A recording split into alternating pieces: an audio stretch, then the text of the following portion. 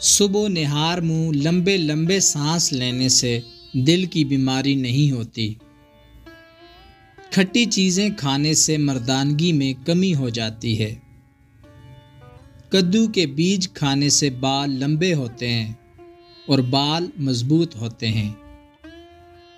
جس گھر میں بطخ بچے دے دے تو سمجھ جاؤ اس گھر میں چوہے کبھی نہیں آئیں گے۔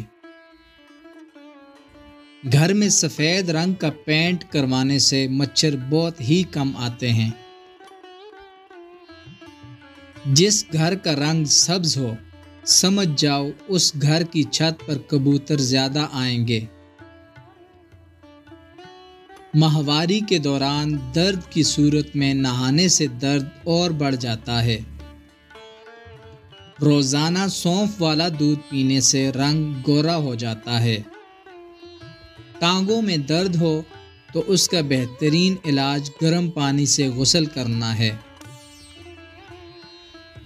اگر حاملہ عورت کیلے کھاتی رہے تو پیدا ہونے والے بچے کی ہڈیاں مضبوط ہوتی ہیں۔